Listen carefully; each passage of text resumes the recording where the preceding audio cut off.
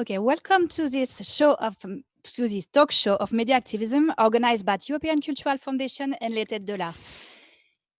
During an hour and a half, my colleague Elven Sika, just here Hello. on my right, and I, Delphine Salvi, are going to accompany you to a collective reflection through the principal issues some young activists in the frame of Mediactivism projects and from different parts of Europe have been pointing in order to question their right to the city in their proper local context.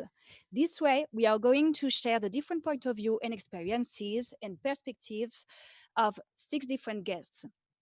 They are activists, they are journalists, they are writers, and they are going to share their experiences and speak with us about environment, gentrification, citizen action, reclaiming public space, and interculturality in COVID situation. So this will be a hybrid event.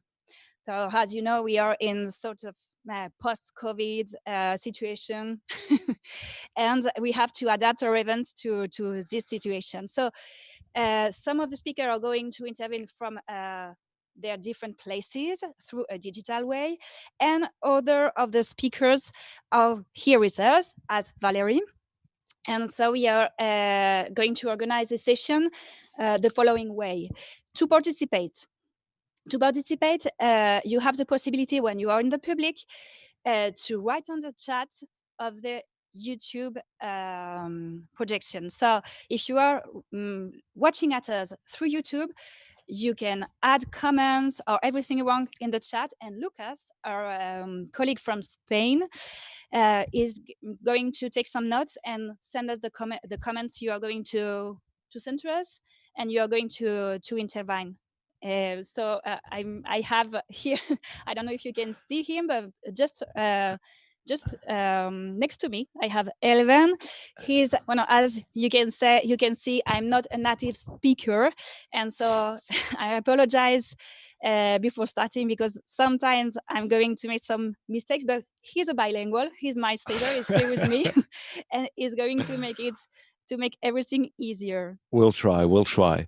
Thank you, Delphine. Thank you. And first, I think we have a trailer for the talk show. So we are going to see the trailer to explain a bit Mediactivism before Elven is going to explain us deeper what is it. Yeah. Exactly. See you in a bit. Let's watch that video.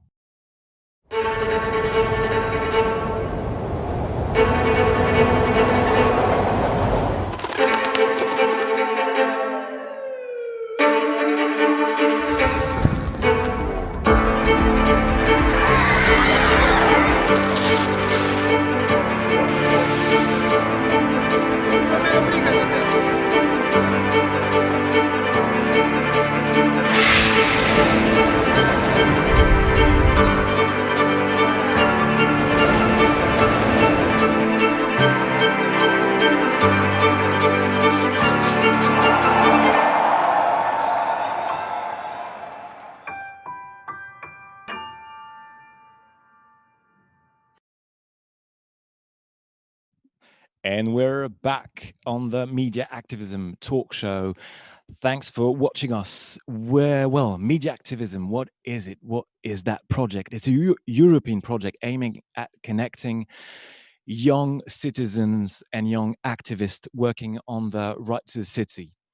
Movements are sprouting all over Europe for more livable public spaces and better housing conditions. People are actually fighting against market-driven policies, against speculations, and are wanting to get more and more involved on how the city are run and how the decisions are being made. And also there's that bigger issue of climate change that is being tackled also on a local level. So the project consists of activities happening in different cities over Europe. in Marseille, which we are in now, Marseille in France, in south of France, in Warsaw in Poland, in Spain, in Sevilla, Spain, sorry, in Zagreb, Croatia, and sorry for that last one because I'm not sure of the pronunciation, Botkyrka in Sweden. Alina is right. Yeah.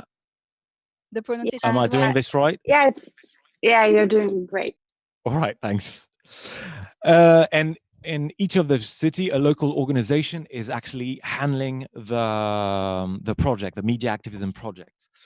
So to talk a bit more of the process of that participative project and that citizen project, is structured over 3 different steps that are embodied in a catchy motto we have, which is feel, share, and change.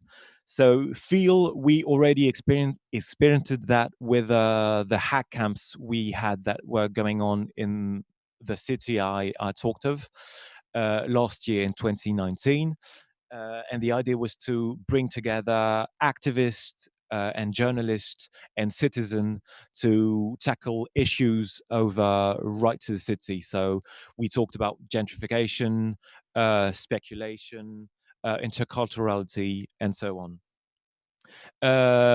Then we are in the second phase, the sharing part. And the idea, so during the hack camps, we felt the issue and we created prototype. We thought of campaign we could put on to actually create to raise awareness around those issues and to start to make a change over those issues. And so now we're actually doing that. We're in the part we call the Right to the City labs, and the participants are actually implementing those campaign. And this talk show is part of this process because, as you all know, we can't actually travel because of the virus, and the idea with the project is to link local strolls and local issues and try to find common ground and try to build a coordination between the different cities and to exchange on our practices and share strategies. So this is the aim of that talk show. So today, for an hour and a half, a bit less now, we'll be aiming at voicing out the different initiatives that are going on in different countries in Europe, but we'll also try to have a more global view. So that's why we also have with us people that are actually working on those issues, to say it broadly, on right to the city issues. So that's why we have with us participants of the right to the city labs and also journalists and experts. And so I'm done with the presentation, and we'll have another video, Yes. a trailer for a talk show, I guess. Yes, a trailer that explain a bit, that show a bit what happened in the different countries during the media activism. And this is just before the next cluster, the 3 cluster we are going to speak about. So we have just right now to see the video.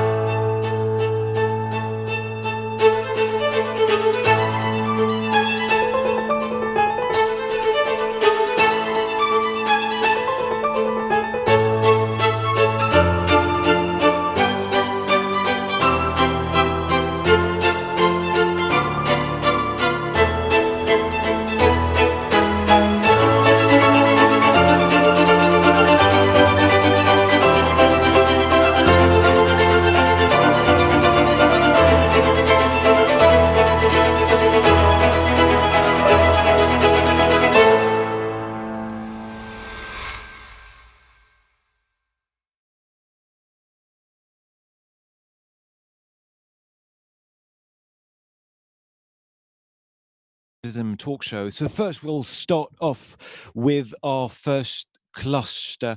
We want to tackle, well, the broad question of gentrification and of the environment.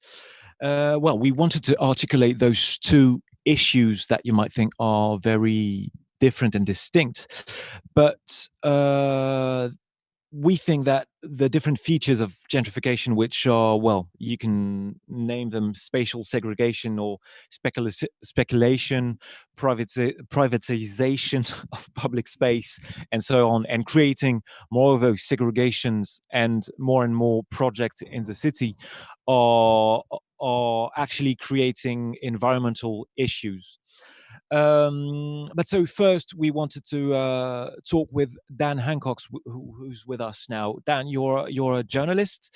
You're from England. You live in London, and so you've been you've been working on different topics, but you have a keen understanding of gentrification. You've been documenting what's going on in London for years, and well, I think we can say London is maybe let's say a cas d'école of the gentrification in Europe. It has one of the highest renting rates in Europe.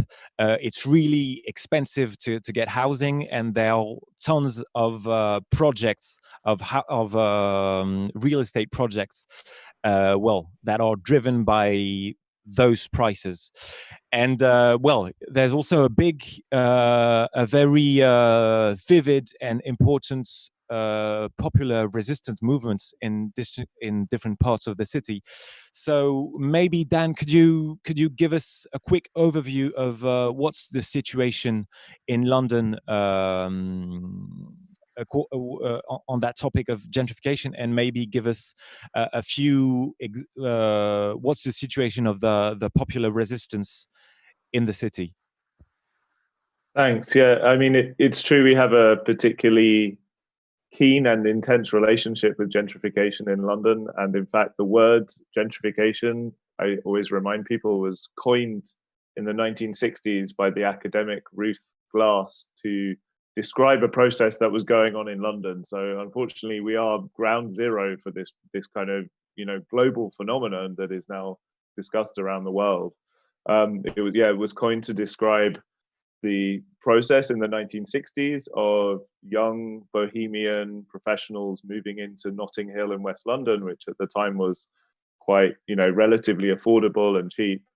And then the transformation of that part of London. And it's always worth reminding people, I think, that gentrification is primarily about housing. It may have many other manifestations in terms of public space and cultural space and shops and cafes, but really it's about access to affordable housing. And when the availability of affordable housing is restricted for working class people, and the number of opportunities for housing for middle class or more wealthy people expands. That is gentrification in a nutshell. It's really the last 20 years in London that's gone into overdrive with financialization of housing, and a huge amount of speculation. We have all of these luxury tower blocks that have been built up in the last 20 years, particularly in the city. At the same time, the social housing projects, or we call them council estates, have often been demolished or they are refurbished, which ends up with them being transformed into private rented accommodation. And yeah, we look at Berlin, a city like Berlin, with great envy because of the kind of rent cap that's just been introduced there, and we wonder how we could get to that kind of stage of having that sort of relationship with housing and with city kind of authorities that are sympathetic to the just how limited it is, the access to affordable housing in a city like London. But there are lots of local resistance movements. It's true, they're generally very hyper local. So it will be something like a campaign to save a particular estate or housing project. Like, for example, Save Cressingham Gardens is one that is near to me. It's a very much loved social housing project with very happy kind of community. But the local authorities feel they could transform this into a more profitable, high-rise, high-density housing project, and that's really the tension that happens across the city. So far, they've been successful over a period of almost a decade in saving that estate through a number of creative sort of protest tactics, but mostly just through solid perseverance, and through involving everybody who is in the community, whether they are on the estate or not. Like everyone recognizes that it is a battle that affects them all in a way. There's another good example I really like to mention called Save Latin Village, which is a kind of a network of shops and cafes, which are mostly, though not entirely, Colombian, which is a really important community hub in an area in the north of the city called Seven Sisters. And again, it's sort of about kind of making other people in the local community aware of the benefits that are brought by a community orientated social space, or indeed often housing as well. And the other thing I wanted to mention though is that the problem with some of these is that they are so hyper local that it's really hard to kind of join the dots between them. And I think that's one of the big challenges that we're still trying to come to terms with in London, trying to work out if there's a way that maybe in the aftermath of COVID, some of the mutual aid groups that have been built up, which I'm sure a lot of people in different cities around the world have had similar things where, via WhatsApp or some other kind of messaging service, local communities have talked to each other a great deal more than they ever have before. It's like in my block of flats, I know my neighbors way better than I did a year ago. Like we talk all the time now. And whether there is something that can be built out of that to strengthen those community bonds and talk about the issues that affect us all, whether that's to do with local green space or housing, or one of the big issues in London has been safe cycling and walking space, and the battle there we have with cars, which dominate the city as they do so many others, that we can maybe in the future build, keep some of those community ties strong, basically. And could you, because the idea here is maybe to share strategies or creative way of trying to claim that right to the city, and maybe could you, I don't know, would you like to share specific examples, but more importantly share tactics or strategy that are being used in groups in London? Sure, yeah. So there's one, I think, in contrast to a lot of some of the campaigns I mentioned already, which are about saving something that is under threat. The problem with that, as vital as those campaigns have been, is that it's defensive. Like local communities have felt they are on the defense, for too long now, and they are desperately protecting something that's important, and obviously that is vital. One interesting alternative approach has been this organization called Start Haringey, which is based in North London as well, which is sort of proposing something rather than trying to defend something. And what they have been doing for the last 5 or 10 years is trying to create a community-led housing collective, a cooperative essentially. And obviously the housing co-op movement has many forms around the world, but it tends to be quite small in this country. We tend to be looking at 10 or 20 people trying to build a housing cooperative together in a space. They were with Start Haringey. They've been building a proposal for 500 community homes in a very increasingly gentrified part of London, where I'm sure the local authorities want to build more luxury flats. They are starved for cash, and that's always the agenda. And instead, Start Haringey have really, I think, captured a lot of the local imagination by saying, no, look, we can build as well. You know, we don't just have to protect existing things from the wrecking ball of, you know, demolition and local and property developers, but we can actually build as well. And I really think that positive, you know, propositional approach has kind of energized people in the local community. It's also required a huge amount of work and dedication from local activists in their spare time, but there's something really inspiring about seeing, you know, designs for community-led affordable housing that doesn't exist but could exist. You know, I think it has a different affective you know, impact on people to think that actually things could change for the better. It's not just about holding back the tide of gentrification, but actually we could build as well. Okay, thank you very much, Dan. I wanted to speak, to have a few words from Igor. So Igor, sorry, Igor, you told me how to pronounce it. I'm not sure, so I'll try. Stock-Fiszewski. Am I right? Yeah, great, thanks. Igor, you're an artist. You're a filmmaker, researcher, and an activist. You're part of Critica Polityczna, which is an organization, but more of a publishing house. And this is the organization carrying the Mediactivism project in Warsaw, in Poland. So I think your project is actually defending public green spaces, and it has an interesting way of coining the feeling we have with nature and green spaces in an urban context. Igor, could you tell us a bit more about that initiative? Yes, of course. Well, first of all, indeed, we are working on the wetland, which is called Zakole, and it is placed in the eastern part of the city of Warsaw. And it is quite a large wetland, nearly 200 hectares, which is extremely relevant for the hydroecology of the city of Warsaw.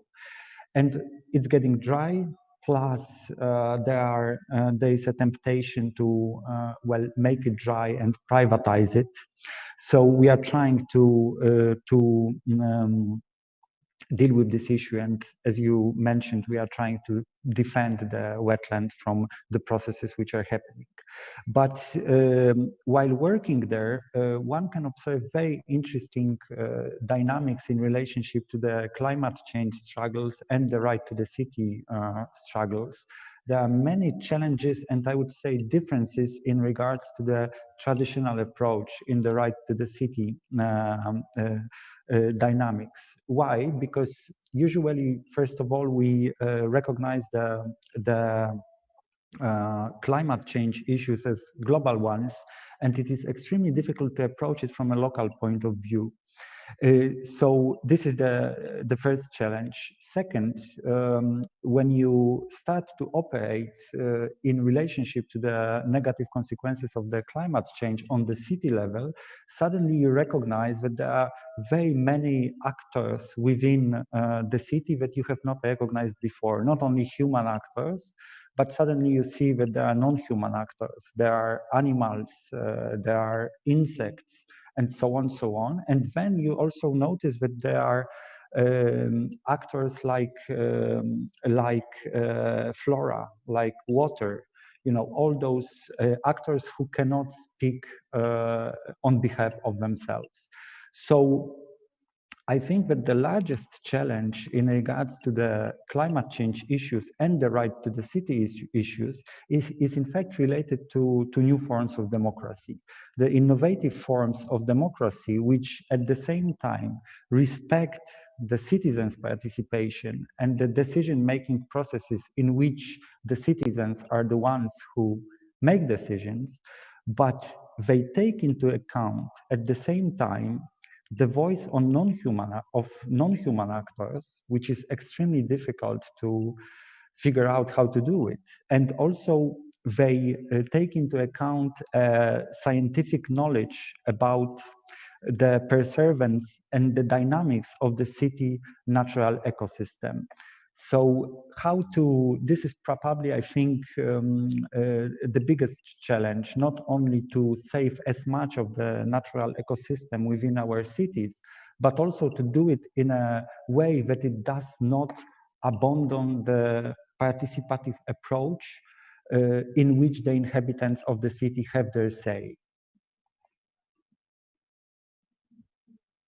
It's interesting because I see a link between what Dan was speaking of, that positive action around housing, but you're also investing collectively a fringe that usually is considered as an opportunity for the market. Usually a fringe is a place where you'll be able to build that, housings and so on. But now with that climate urgency and those democratic movements, there's the idea to actually invest those spaces in a more sustainable way.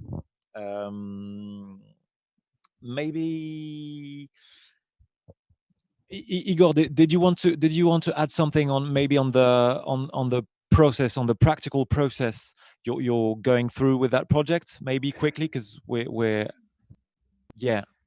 Yeah, probably because of, as I mentioned, we are really trying to approach the issue of innovative forms of democracy. Also, it demands innovative forms of knowledge production. It is linked to the question between a human being and nature, and also a question about how do we interact with non-human actors in the city space.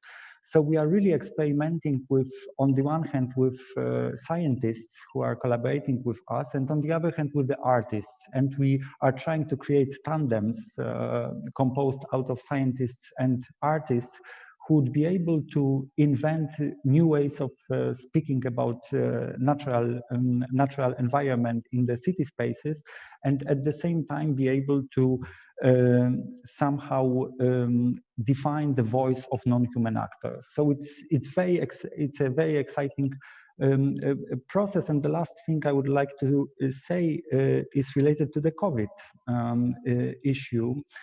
Because during the COVID times, we have, I'm sure many of you in your cities as well, we have understood how relevant the natural spaces in our cities are. That's one thing. And the second thing is that we also understood that COVID is also a non-human actor who is intervening into the dynamics of our cities, which is another, I would say, universe of, of issues. Thank you very much, Igor. Thank you very much, Dan. So that was really interesting. Yeah, very interesting. We'll move on the second cluster, which is, well, completely linked to the first one, because we are going to speak about reclaiming public space and citizen action more specifically. Yes, so it has been really interesting to see how all the concepts we are going to approach today are interlinked, and what kind of intervention we can make to make things change, no? And to see how in the different countries and in the different cities we are all in the different context we are living in, to see how we can how much things we share in reality about the issue and about the way to face them. And so in the second cluster, as Elben said, we are going to speak about how we reclaim public space and what kind of citizen action we can propose to reclaim the space. And I've been reading this morning that since 2012, we have been seeing a citizen movement sprouted. Yeah. That's great. Yes, that's a word. Okay. Throughout Europe, and I think it's interesting to speak about what kind of an impact on the creation on the creation of new political parties they had, and also what kind of impact they have on reflection and action to improve living together, particularly in urban areas. And so that's why I have here just next to me, Valérie Manteau. Okay, thank you, Elvin. So, Valérie, you're a French author. You recently wrote a series of portraits about women who make the city, who do the city as we can feel it. And after the collapsing event that took place in Marseille 2 years ago, you participated to a campaign in order to rename the streets too. And now you are also involved in the États généraux de Marseille, which is a grassroots movement advocating to obtain more rights in the city and more rights in Marseille in this case. No, so I can see a common point in all the action you are part of. And this common point is the reclaiming of the public space and the inclusion of citizens in the creation of a common urban narrative. So I would like to ask you if you can tell us a word about it, and how do you think that could change the way we have to think and feel our cities? Thank you. That's a very big question, and I could speak for hours about this, so I will try not to. Make me signs if I if I do. You see common points, and there is. I agree, though sometimes those actions comes from different interest, and also things happen. It happened 2 years ago that 2 buildings collapsed in my neighborhood, just 100 meters away from the place I live. So those 2 buildings collapsed in Noailles, which is the very center of Marseille. And I was very interested to hear about gentrification, in London. London and Marseille are 2 very different cities. And Marseille is quite different than other metropoles in Europe. This particularity, one of them, is that the center of the city is quite popular still now.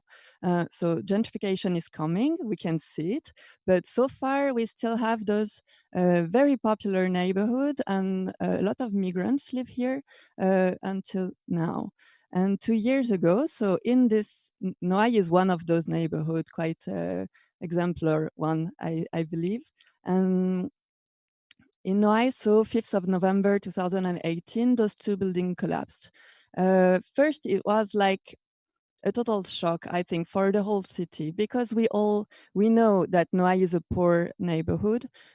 We know that people live there in not, let's say, not good housing, less to say, but even us who live there, I was passing by those 2 buildings every day, almost going to my work. We never imagined it could just collapse without any, earth strike or anything. It just collapsed. 8 people died. So, and on those 8 people dead, hundreds of people have been evacuated right away in the next days, because the municipality knew, that municipality we had for 25 years, they knew that all those buildings around and the whole neighborhood was collapsing, let's say. And they knew that one day it would happen, and they didn't do anything. So this event and all the hundred of people who's been evacuated after, today we are at more than 5,000 people evacuated in the city, and it continues. It created a shock. Very big demonstrations, 10,000 up to 20,000 people in the street, which is enormous for Marseille. And also a very big movement of self-organization of the people. First in Noailles, but very quickly spread to the city. Old associations, fighting against bad housing, because it existed before, of course, the 5th of November, but they all gathered with this new movement created in Noailles. The biggest image you can see is this collective 5th November collective, le collectif du 5 Novembre, who organized, let's say, all the demonstration and the citizen movement. So this collective has been fighting for a lot of things that we could discuss because it's part of the large scale of right to the city. Of course, fighting for the right of the people, for the memory of the dead, but also for self-organization in the neighborhood. Saying, okay, we live here, we live in those buildings that are threatening our lives, you know, and which are we are, let's say, abandoned by the municipality for 25 years. And the old municipality, they made statement about the people living in this neighborhood, saying we should change them. The old mayor said, like, we should put people who pay taxes in this kind of neighborhood in the center of the city. So we knew that municipality is not caring for us. They're not considering us as citizens. They're not considering our lives as important. And so this self-organization, I will just give one example of what we did, because if I give more, we'll be there until tomorrow. We decided to rename the name of the square that is just in front of the building that collapsed.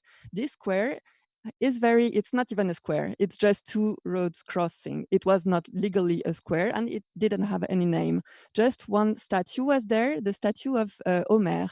It says, like in the legend in Marseille, you know, La Marseille was created by Greeks. And we have this statue of Homer just being put there in the middle of Noailles, saying, like, to Homer, the people of Marseille are recognizing, you know, him as a father. So people used to call this square, these crossing roads, the Homer Square, but it didn't have any name. And it's just in front of this now big hall we have of those buildings collapsed. And we decided for the first year anniversary of the collapse, so 5th November 2019, to gather all the people of the neighborhood here and to make an official, but official for us. We didn't ask anything to the municipality that we consider being responsible for what happened. We didn't ask anything. We decided we will give the name we want to this place, a memorial name, so that what happened never be forgotten, and so that we now put the first step of our own organization. We decide now, from now, we will decide what's going on in this neighborhood. And so we gathered everybody there. We were hundreds of people in November. It was super cold, it was raining, but people were there. And we asked two old writer that was born in the neighborhood to write a text for us, because we figured out we need to say something, not a political statement, a real narrative. Like, let's write the story in this square that is, you know, Homer is there. Homer, the inventor of literature. And so we want to not to evacuate him, but just continue writing the story after him. So this writer, Serge Valetti, wrote a beautiful text for us.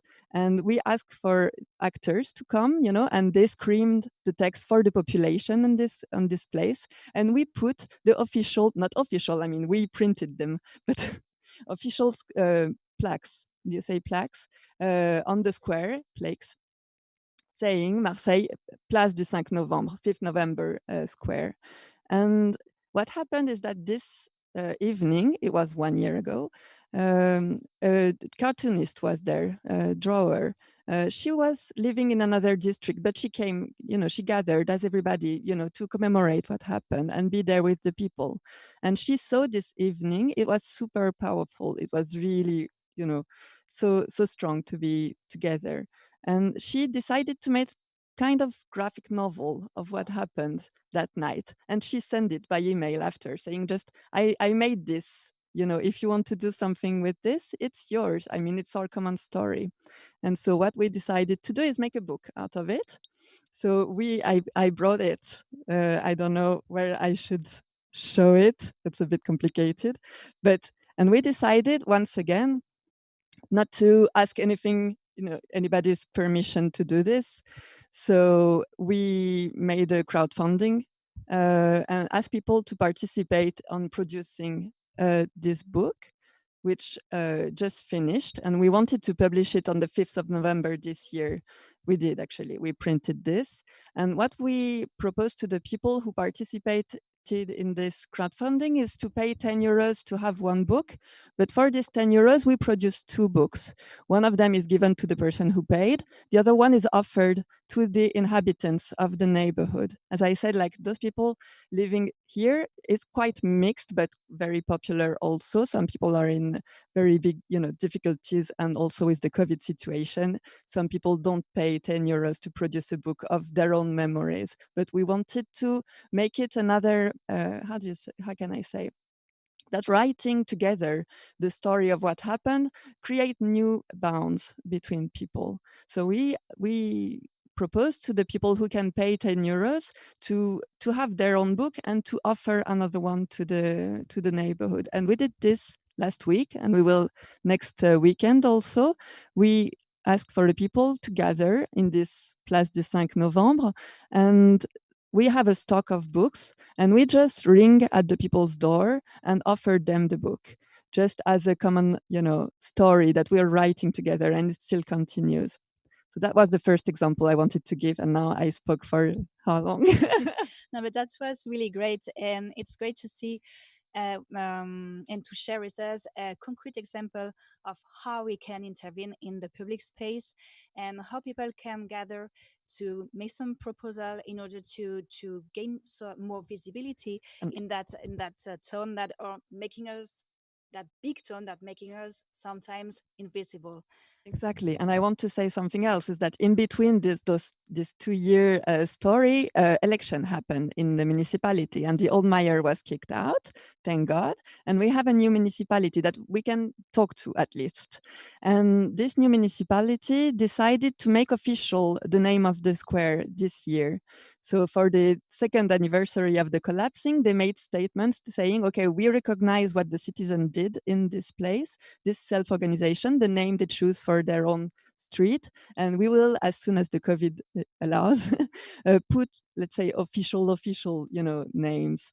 Google Maps has recorded the name. So now I think it's as official as it can be. So we did it, like really, this is our place. And you understand, it's not only about the name. We don't care about the name. It's the whole process, the bounds that were created, the power we just took, And from this action impulse other action to rename the street, no? After that, if I understood well. Exactly. It's not one action created another one, because this other one is a bit part of a bigger movement, because this story I just told is really Marseillan story. But after doing this, we figure out it's a very interesting process to think about the name of the places. It's a good process to make bonds with the people, to tell ourselves our own story. And we figure out, we knew actually, because when I moved to Marseille, it was my first address. There is 2 streets in Marseille, Rue Bugeaud and Rue Cavaignac, that are in a very, very popular neighborhood in Marseille, just here, near here actually. Rue Bugeaud and Rue Cavaignac it's 2 militaries from the French army, mid 19th century, and they were part of the colonization and conquest of Algeria. They're basically war criminals. They made theory about how to kill people during this conquest by gassing them. They killed not only soldiers, but families, women, kids, not caring. So we have 2 war criminals that have names, their names on our street in a neighborhood that is really crowded with Algerian descendant people, or Algerian. So we thought it was a good start, not start, but a, step to put, to say, okay, we live in those neighborhoods. Here is same problematic as Noa, people living bad housing. They don't have the normal public service you could expect in a city like Marseille. So this is just the first step, saying, okay, we live here. This is our place. First, we don't want to have names that insult our memories, the memories of our parents. We have a school named Bugeaud. Like kids, 4-year-olds today that have maybe Algerian grandparents, they go to the school named after a war criminal. And this is not only about Algerian. I'm not Algerian descendant. I am offended by this, So just considering that we can change, we've been talking to the people in this neighborhood, telling them, what do you think about, those street names? And when you tell them we could change it, first reaction is, do we have the right to change the names? Just like, we have any rights. I mean, if you don't like the name, let's think about, what's the problem, how we can solve it, what other name would make us feel better. And with this question, of course, pops up all the, what do you want to change in your street? Not only the name, but what could be changed. And we are allowed to say to the municipality, we want to change this. We are inhabitants, we live here. We don't want this name, but also we don't want that the road is in this, situation, and the housing also is very bad. It's all linked together. Once you make people understand that they can change anything they want in their own city, just because they live here, they have the right to say, this is my living, environment, and I want to change maybe everything, maybe not everything. What do I want to keep? What do I want to add? And what do I want to remove? And we have any rights. This is just something, when you realize this, and that all together we can change anything, it's a very good first step, let's say. Okay, thank you. And so once again, we can see how a concrete example of a local context can be applicable in other contexts, as in Croatia. Yes, and what I found very interesting in that is that relation between the narrative, the story we tell about the place we live in, and the actual political implication of that. And well, that's why Iva Macetic, I hope I'm saying that right. Close again. enough. Iva, you're an architect and you're a member of the Right to the City organization in Zagreb, Croatia, and you've been involved in many campaigns defending public spaces and, well, common goods and resources. And well, during the Mediactivism project, you've been interviewing members of citizen assemblies, of people organizing themselves to claim rights on their city and on the place they live in. Well, could you maybe tell us a bit more of those interviews and what were the conclusions of that work? Well, it wasn't really interviews, as you say. Those were actually through Media Activism project. We are partnered with Cursiv, who is a partner on this project. And Cursiv and we decided that it would be best to perhaps try our luck in doing podcasts on the topic of what we actually do and the activism we do, research and other things, to go into depth about some topics and try to put it on air and see how it resonates. So we had a lot of fun doing that, and actually resonated quite well.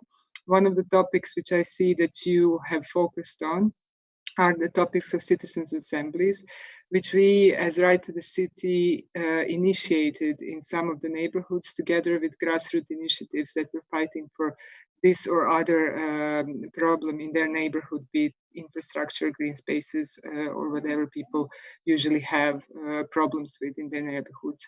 What we did, this was the first time from 2017 that we actually employed formal kind of assemblies in order to fight certain issues in neighborhoods.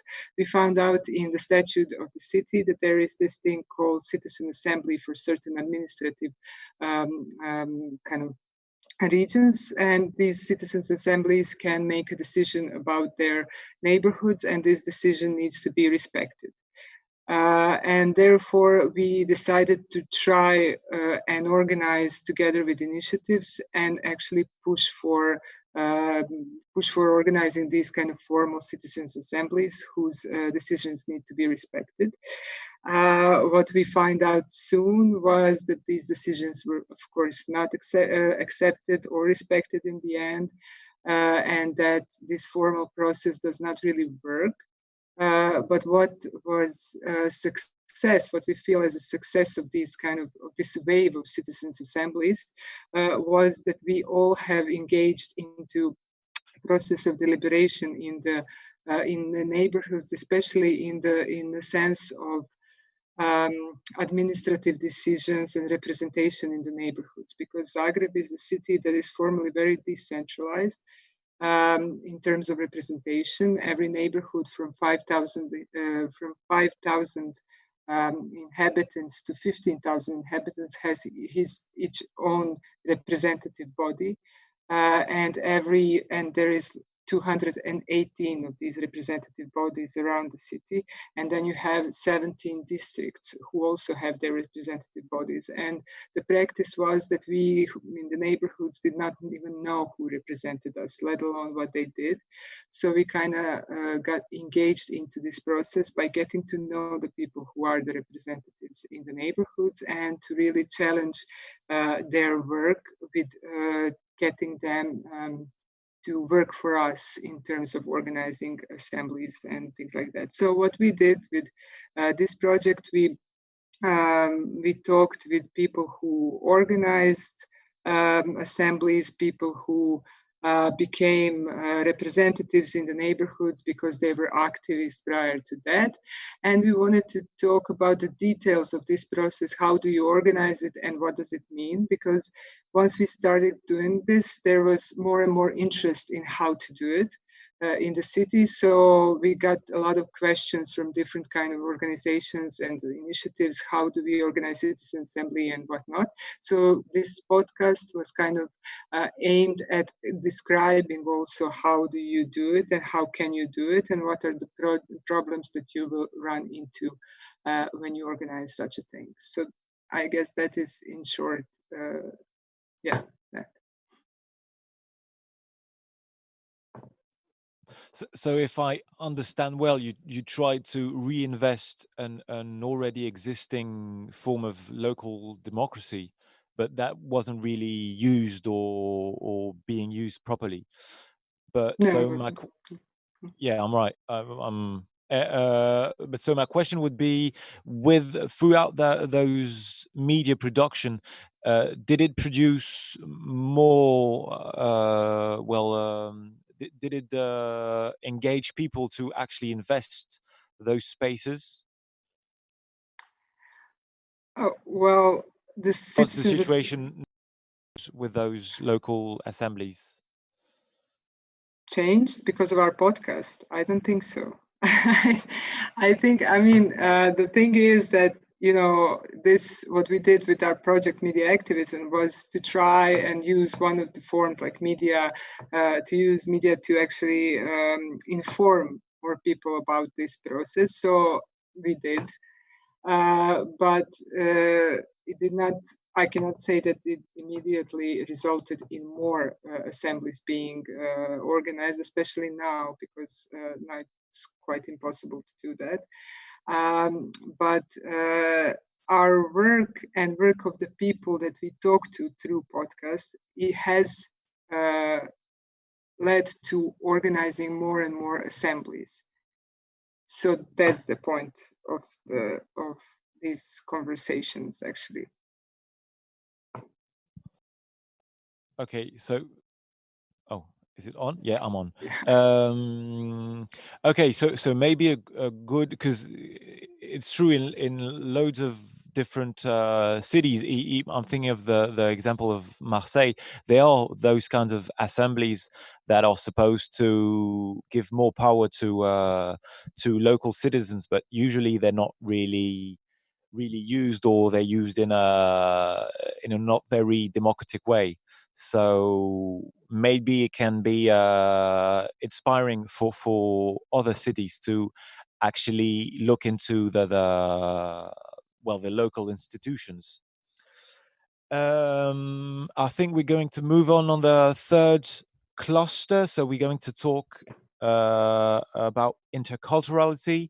So short word of transition, maybe. Yeah.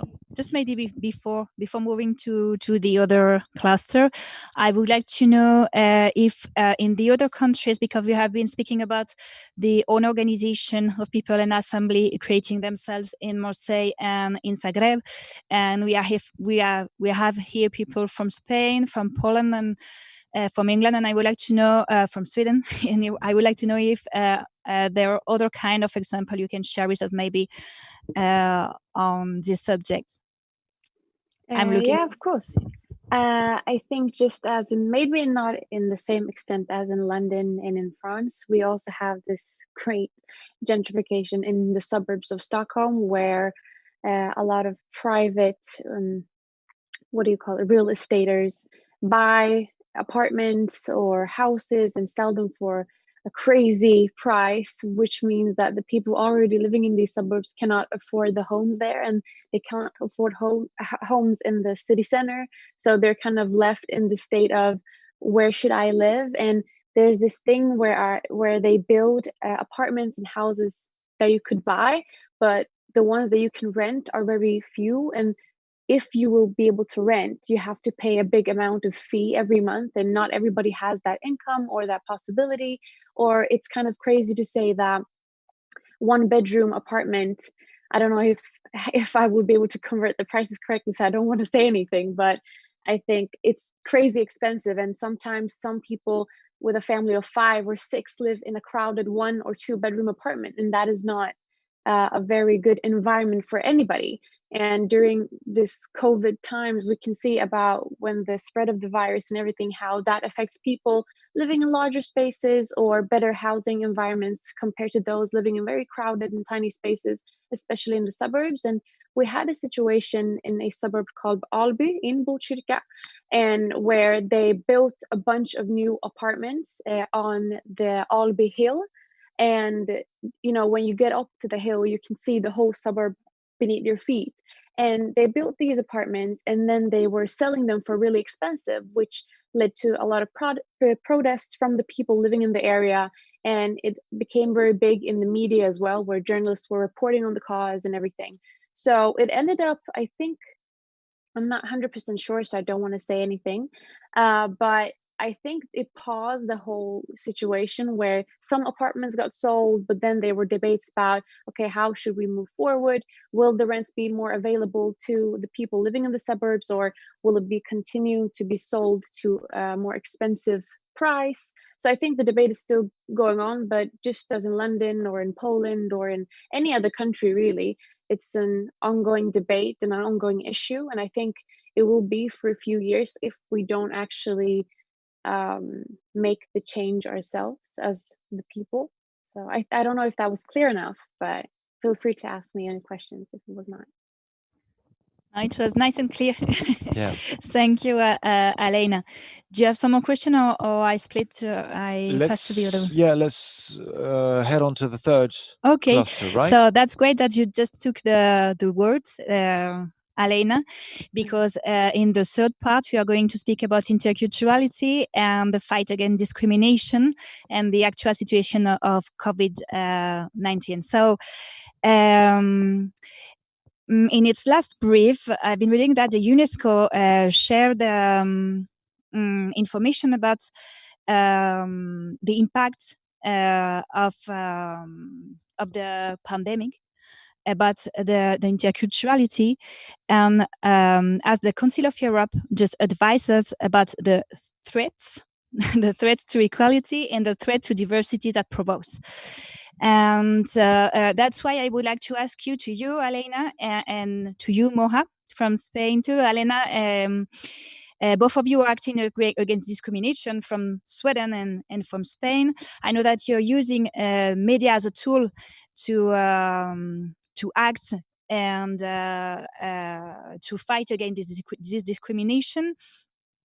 And I would like to know, what do you think really about the rise of social control and how it affects the life of migrants living in our cities? And I had another question just related to this one, and it's how can we counteract this situation? What do you think? You can, I don't know if Elena or Moha, as you want, you can start one or another. Just a crossing question. Maybe Elena, who was speaking before, so you can continue with your part. Sure. Thank you, Moha. I think before we even talk about the situation of the migrants, we have to understand the situation of how journalists overnight had to change their strategies and think of suddenly creative ways to implement COVID-related news to the news feed with other news. So it was this clash of, okay, how much are we going to report about the coronavirus, and what happens to the rest of the news that people tend to like read and take in on a daily basis. So suddenly we were in this place where a lot of the work we had worked on before about maybe politics or migration related topics were kind of like put aside, and we were more focusing on other things, how restaurants were affected, how businesses were affected by corona, or how the political parties were talking about the coronavirus and its spread. And we saw that with time, both the political climate and the debate climate hardened, and especially when it came to migrants or people of color living in the suburbs, we saw them as the main problem or main source of the virus and its spread. And it only showed how, when we were talking about the virus, even though journalists were and still, I think, doing a good job about reporting on different topics, we also forgot to kind of make it clear between the line of thinking about the consequences of a publication and being socially responsible and aware of the things we publish about certain people and certain groups in society, because marginalized groups in society are always being talked about and talked for, but never with. And so with my journalistic work, I always aim to find the voices behind the faces. And it's not just about, when we talk about diversity in our news feeds, in our newsrooms, we always do this kind of tokenism thing where we maybe interview one people of color and then put them on the front page, and they become like the whole spokesperson for an entire group, entire religion, entire system. Or we hire a person of color into our newsroom and think that they will be able to provide all of the perspective that were lacking before, and that is not the case. And that's why we see that sometimes the real issues about the migrants kind of get put away, or it gets kind of lost in the feed, that people don't really know how they are affected. Or people are actually also sometimes, I feel, getting irritated when we write about the topics relating to migrants, because they think that, oh, but what about them? Like right now, our own homeless people are struggling, or, oh, look at me, I'm losing my job, I'm losing my home. So it's this phase of a chaos in people's heads.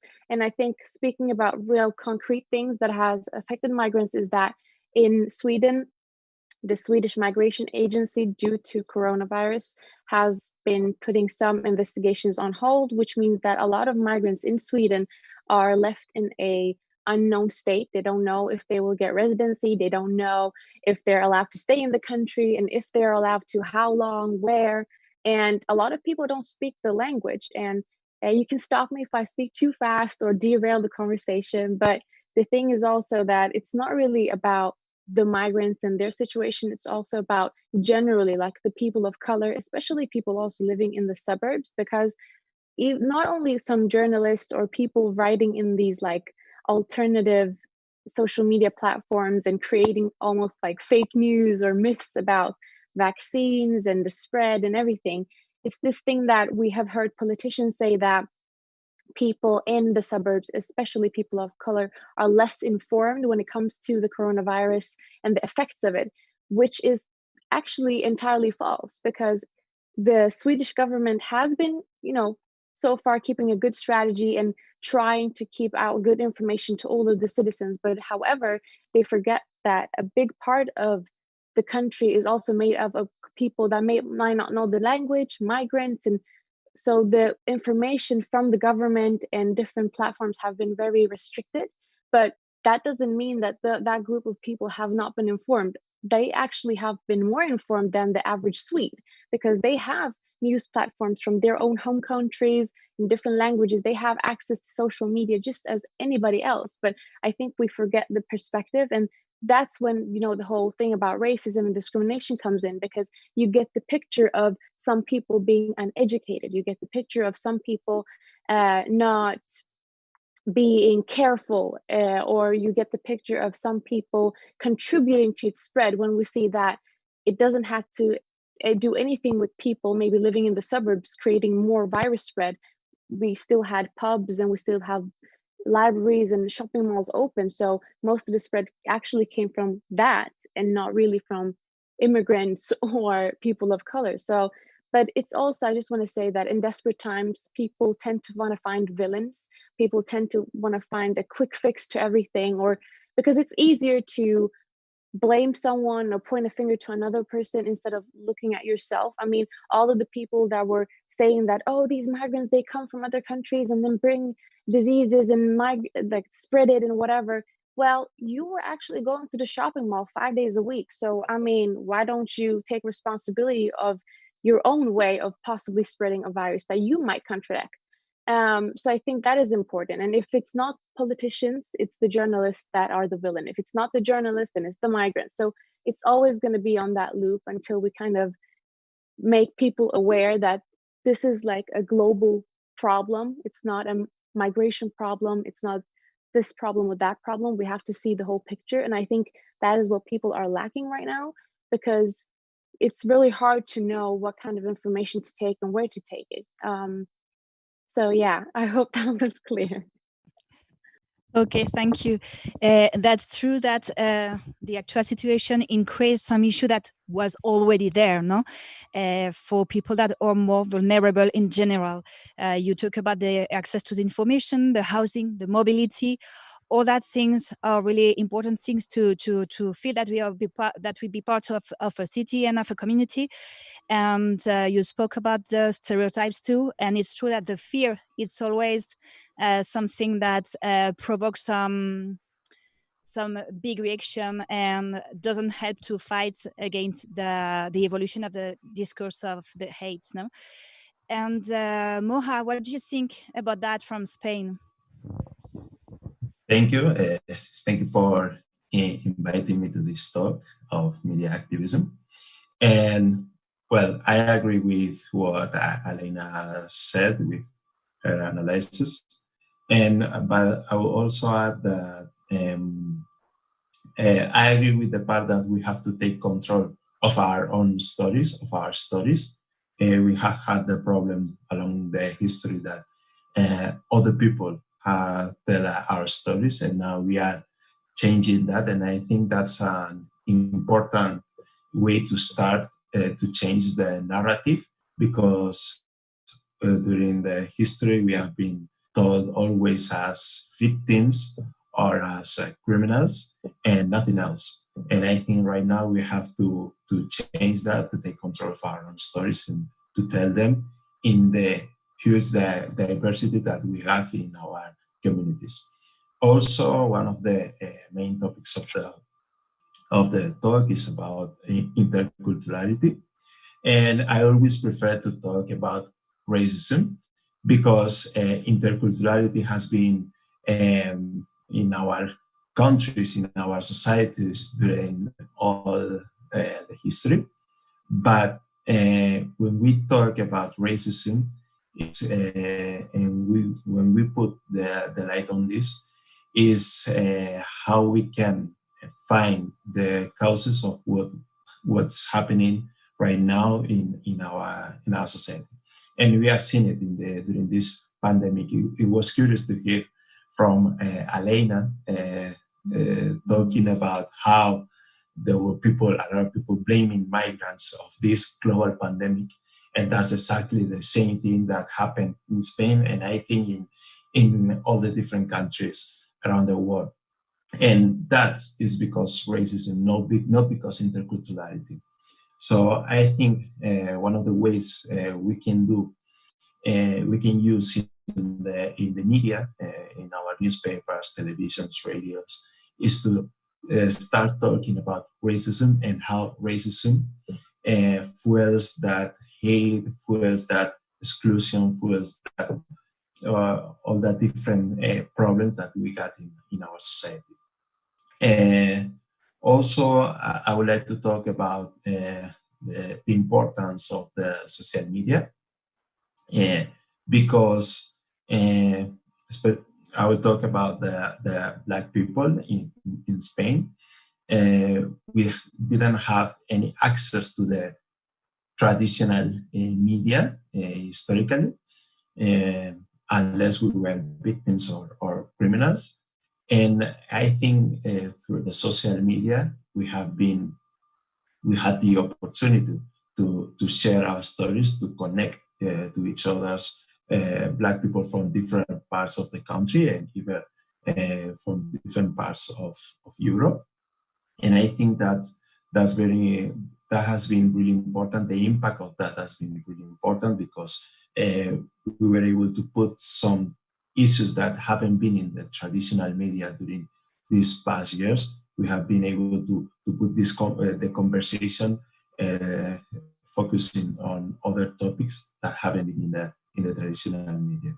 Also, I would like to talk about the alternative media. I work for El Diario.es, which in the first years was seen as an alternative media because it was focused on social issues, and but now maybe we are not like that anymore. But through this alternative media, we have found the ways to put other voices, to tell the stories, to tell what's happening in the society, to talk not just about racism, because we are talking and we talk about different other topics about the impact of the coronavirus in the public health, and about politics, about the economics, and all that perspectives from Black communities are not in the social media. So through this alternative media, we can share all this knowledge. So for finishing my part, I would like to say that it's important through this activism in media to talk about racism more than interculturality, to use, to hear what's in the social media, and to use that, what's happening in there, to get to other audiences, because thinking about the migrants or refugees and people of color, we have not been seen as an audience, as people who read the news and who read the newspapers, and that's a problem, because if the journalism says that, tries to tell what's happening in our society, we cannot exclude one important part of the society, and we cannot think that part of the society doesn't read the news or doesn't watch the TV. So we have to change that, and also try to get in our newsrooms more people of color. I know that doesn't change directly the narrative, but it can help to make the newsrooms more similar to the society that we represent, and I think that's really important. Thank you for all those inputs. It was really clear, and I'm pretty sure that it's going to help all the media activism, the youngs that are working with us, to have some more idea about how to act through media. And we have some questions actually to make to you from the public, and it will be something like I'm going to go back in the time, okay?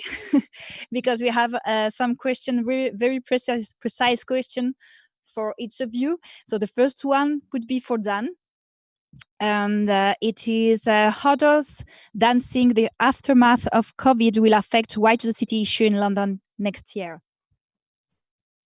Well, I think one of the main kind of vectors of conflict in London over right to the city issues has been about transport. I sort of alluded to it briefly before, but there's been a real tension over what we call low traffic neighborhoods, which is something that's happened in a lot of parts of the city where they have put up temporary measures to allow better cycling and walking, partly for public health, but also to allow social distancing to take place in very crowded areas.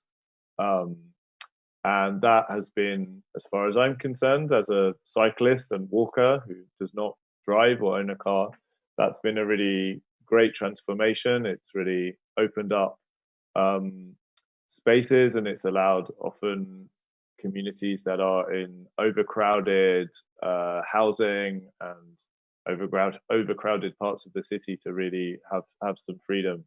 And so I think the battle for next year and the battle for the future is whether we can hang on to a lot of those temporary transformations. And there is a very strong kind of car lobby and taxi drivers lobby who are currently battling with a lot of local communities and local authorities, local elected politicians, over whether they will stay in place. And so that, for me, is the main terrain of struggle, if you like, to put it in quite Marxist terms, over what the city looks like in the future. Because we have a very polluted city. We have some of the worst pollution, I think, of any major city in the Western world.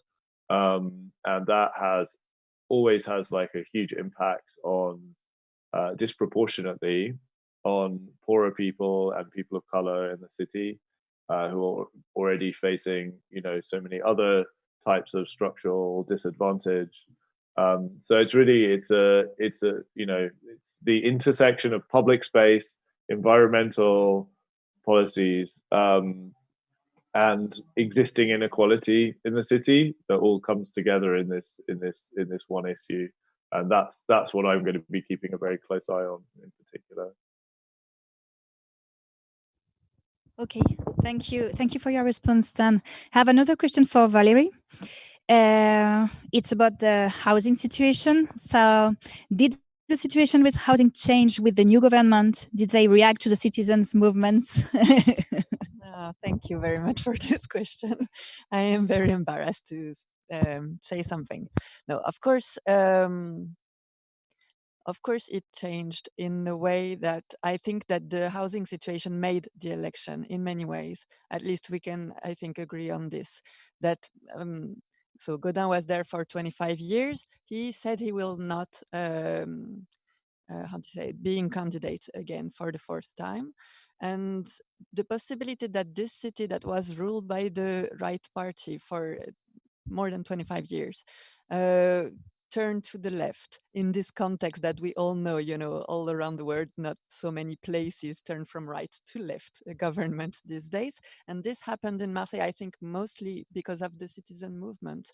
And we elected a woman that is a doctor, she was a politician, but in the Green Party, and she made her, name known about being not a careerist. Can you say this? And so I think this particular candidate was very important, that she was elected. She's not a woman of party. She was elected because she looks like caring for the people. She's a doctor, I mean, in our situation. So I think she was elected because of all this. Now, we're 6 months after the election. Not everything has changed. It wasn't possible that it was changed just like this. Also, we can say 6 months is very beginning of starting to say we're a bit disappointed of what's going on. Of course, we were expecting so much, and they couldn't do everything. But in my opinion, at least, they're not doing enough. I can say they're not doing enough. So I hope it changes. What we hear as we are speaking, I know some things are going on in the municipality. So I don't know how I can comment this now, but I hope it changes in a good way, that they hear more of the citizen movement. In what I see for the last 6 months, it didn't happen. We were expecting more, involving the citizen movement from this new municipality. This is not what happened, because also the old parties were part of this coalition that took the municipality. And in my opinion, they forgot a bit the citizen part in the election and after the election. And what I hear from what's going on in the municipality these days, it goes a bit more in this direction, back for the power to the old parties and less of the citizen movement. So I mean, we just need to organize more and make more pressure. This is just how strong we can be in these days. It's complicated, but it's also fighting even with the leftist municipality. New situation, new rules, and new way to do things. So we will see. Exactly. It's always more complicated for a citizen movement to be against the leftist municipality also, when you're against, right municipality, you have the big enemy. These days, we don't really know how to behave with this new government. We'll see. Thank you. I have another one for Iva. So somebody for the public said, I love the idea of reaching the closest representatives in Zagreb. Why did you decide to do it as a podcast? It's Eva first. Sorry, Eva. Yeah, okay. I'm not sure I understand the question. We did it.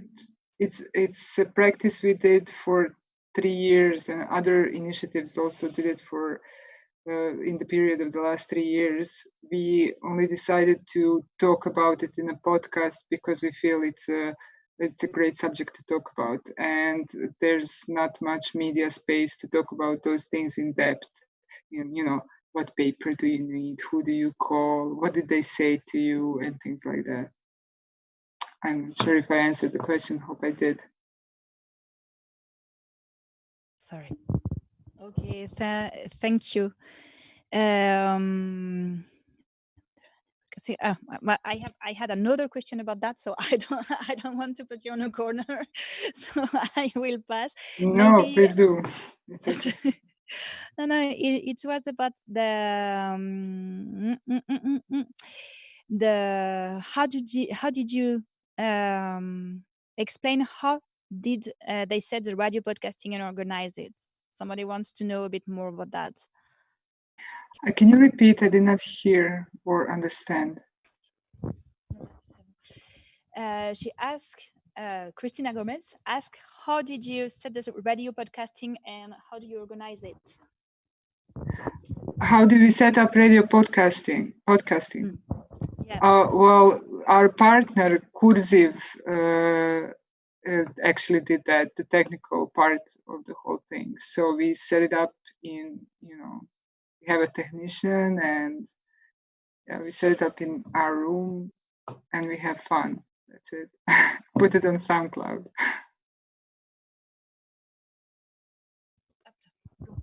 And who maybe to go on with this question, who did you interview? Did you interview like regular citizens or people already working in those assemblies? What were the?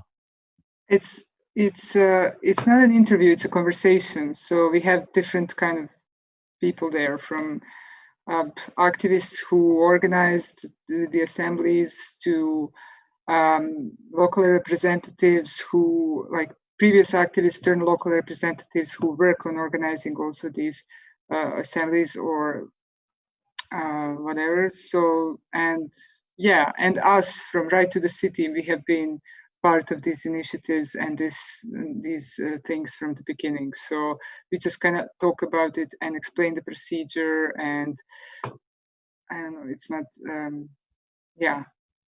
usually what we do in any kind of topic that we would consider for podcast, we kind of just have a conversation with different actors in the spectrum of different topic, being that political representatives, activists, people who are affected by a certain problem, and we have a conversation.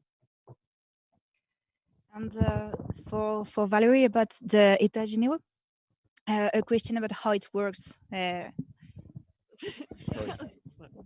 How it works. Tough question also. Seems simple, but it's not. États Généraux, it started with a manifesto in January 2019. I think we were 20 collectives and associations working for right to the city. They made a manifesto published in La Marseillaise, a local newspaper. And after this manifesto, they decided that we create a big event to gather all together, all the collectives from popular neighborhood right to the city, question of housing, but also climate or all the subjects we can have. We were 1 year before a local election, and we thought it's the moment to just, count ourselves and what we want, what kind of change we can expect, not to make our own list to go for candidate, but just see what's going on in Marseille.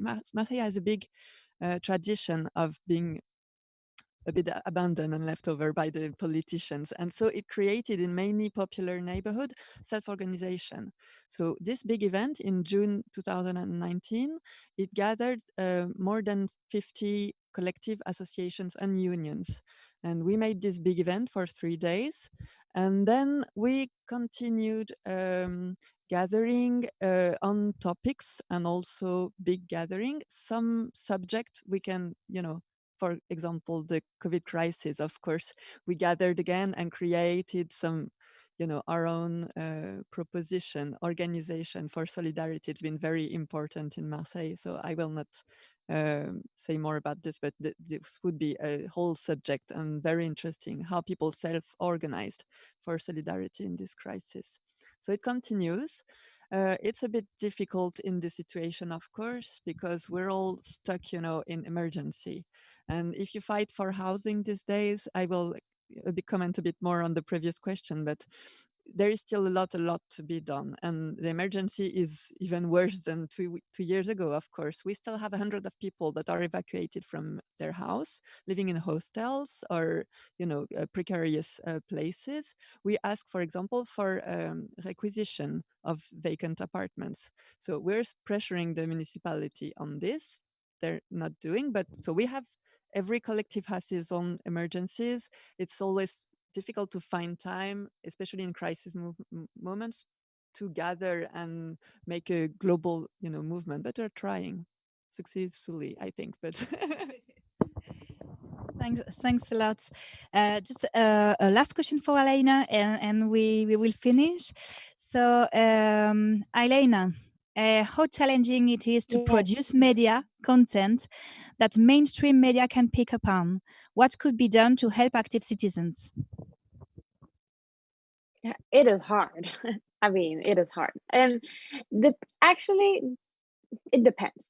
So it depends if you work as a freelance journalist or if you already have a position in a newsroom already, because when you work for a newsroom or magazine, whatever, then you usually have an editorial team, you have a responsible publisher, and you just have a bunch of colleagues that are working with you on the spot that you can kind of share ideas, and you have a lot of information that is stored in different places and documents, and you also have some sense of credibility that you have as a backpack when you go out and reach out to people to make interviews and everything. And you also have this kind of guarantee of when you write something, you know that what you write will be published and will reach a target audience. But when you work freelance, you usually depend on your own channels, you usually depend on your own personal network, and you need to almost create your own name, your own brand. And with that really takes time. And sometimes it is hard to, when you find a great story, a great person, to actually work with the digital tools, because sometimes, social media is not on your side, especially if you're starting out small. You can get shadow banned. You have to think about algorithms. You have to think about how many people share and retweet and all that. And, sometimes that has happened to me. I even traveled abroad and wrote amazing stories about everything related to discrimination, racism, but also about gentrification, human rights. And I felt like none of the traditional media houses wanted to buy this story, or even I was like, I can give you it for free, just take it and publish it. and I know that you need it, I know that it's good, it's relevant, but you know, sometimes it doesn't work, and then you have to, you know, kind of go on your own and publish it, and then you kind of get sad because you feel like you disappoint the people that you talk to, because it might not get that big breakthrough that they wish that it would, or you wish that it would. So it is hard. And I don't like to point out the fact that, oh, I'm a person of color, I wear a headscarf, or I am from the suburbs and I'm young, I'm a woman in this industry. But that is also a few things that makes it hard for you to create content and actually publish it, because a lot of journalists that work freelance doesn't have the same support or backup as people working in the newsrooms, because that happened to me. I was writing about things about, what to say, racism or politics or something, and I got a bunch of Nazis after me, and there was no one really there to protect me. So I had to protect myself. And that also makes it hard for people to actually want to write about these topics, which makes it kind of like the people that are writing about these topics are also risking their life and safety for it. And sometimes they can't even get that breakthrough that they want. And if you work in the newsroom, sometimes you get something out, but then maybe your editor wants you to change the narrative, or maybe tone down a few things so it's not as the way you want it to, or people don't write about it at all because it's easier that way. So it's definitely hard, but I think that with the social media era and mobile journalism, I think a lot of people are actually now speaking for their own, and that has kind of put some weight off our shoulders in a way. So I hope that was clear. So yeah, it's hard, but it's moving forward. Thank you. No, it was clear. It was really clear, and we could see how important it is to the media to take part in the construction of this new citizen narrative we are all talking about. And to finish, we had if I'm not wrong, we had to present a video about another European project, Exactly. driven by European Cultural Foundation, that called European Networked Media. And we will just share this new project with you. And after we come back for just a short goodbye.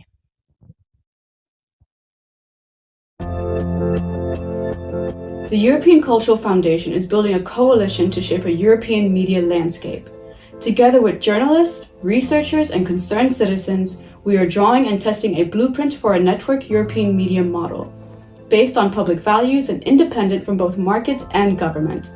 On the longer term, this model should receive public funding from European institutions. We need a media, I believe, that is collaborative, pan-European, truly diverse, a media that reflects all of us in Europe.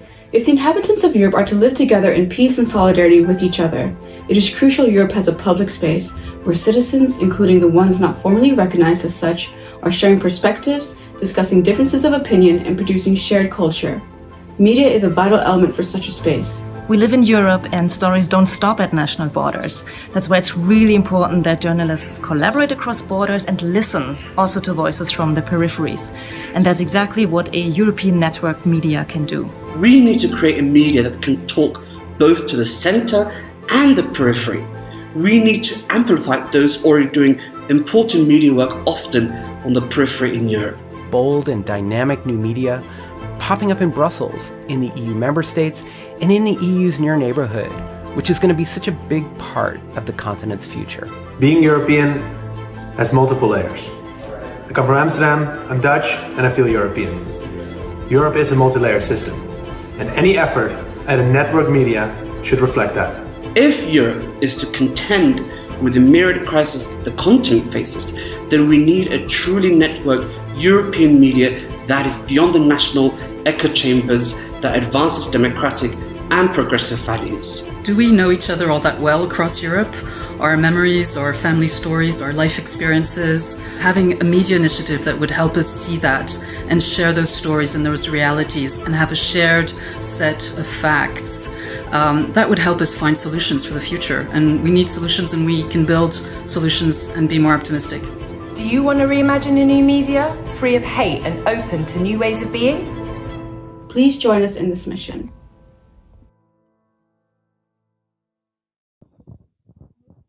And hello again, we're back with the Media Activism talk show. We hope that that glimpse at another project of the ECF was interesting, and I'm sure there will be lots of other collaboration coming next. This is the end of that talk show. Is it the end? Okay. Yes, it is.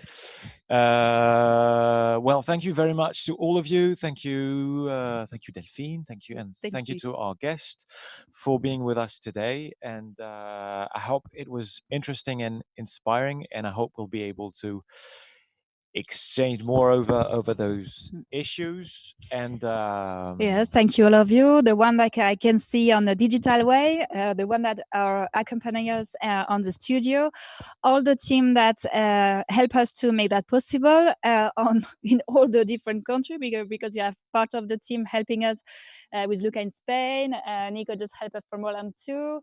We have here part of the team here in Presential, so we are a really international and European team just right now, and we hope that all the content we share will be inspiring for everybody. And then we invite you, if you when you have the possibility to participate to this show, the organizer proposed you another session just after this one, not in live, in order to speak with the different participants. So we invite you to take the Loom link, the Zoom link, not the Loom link, the Zoom link you have, and click on it, and so we can follow with our interesting conversation. And thank you very much. Thank you.